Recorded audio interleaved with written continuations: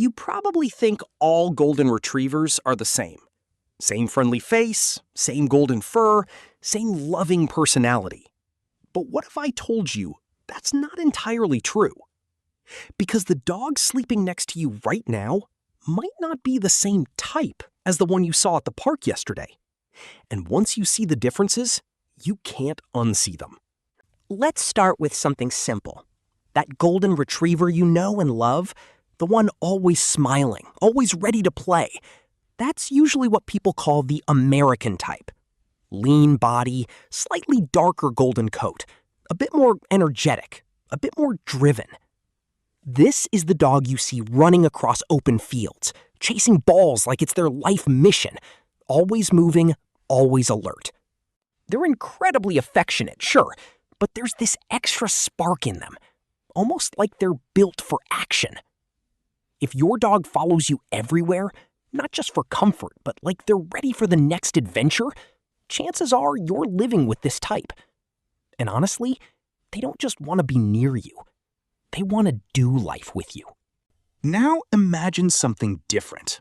Same breed, but calmer, heavier, softer, almost like a living teddy bear. This is what people often call the English cream type. Lighter coat, broader head, a more relaxed presence. This dog doesn't rush. It doesn't need constant action to feel fulfilled. Instead, it just wants to be close, to sit beside you, to rest its head near you, to exist in the same space as you. There's something deeply comforting about them. Like, they're not just your dog, they're your emotional anchor. If your golden retriever looks at you with those slow, gentle eyes, like it understands more than it should, you're probably seeing this side of the breed. And honestly, this type doesn't just stay close, it stays connected. Now here's where things get interesting. There's a third version most people don't talk about as much, the Canadian type.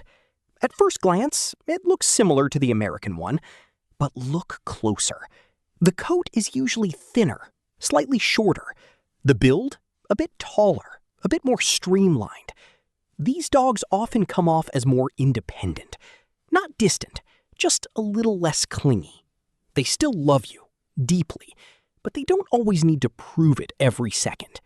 It's a quieter kind of loyalty, the kind that doesn't demand attention, but never disappears. If your dog can sit across the room, watching you, calm, steady, without needing to be on top of you, you might be seeing this type. And it's a different kind of bond. Less obvious, but just as real. Now here's the part most people miss. These types aren't official categories. They're not labels you'll find on paperwork. They're patterns. Subtle differences shaped by breeding, environment, and purpose. But they matter because they explain something you've probably felt but never fully understood. Why your dog behaves the way it does. Why some golden retrievers are glued to their owners, while others show love in quieter ways. Why some need constant activity, and others are perfectly happy just lying next to you. It's not random, and it's not something you imagined. So the next time you look at your golden retriever, don't just see a golden retriever. Look closer. Notice how they move, how they rest, how they look at you. Do they follow you from room to room like a shadow? Or do they stay nearby, calm, just watching? Do they crave action? Or do they crave presence? Because once you start paying attention, you realize something powerful. Your dog isn't just part of a breed. It has its own rhythm, its own way of loving you, its own way of staying close. And maybe that's the real reason people fall in love with golden retrievers. It's not just how they look, it's how they connect. Loudly, quietly, playfully, or gently.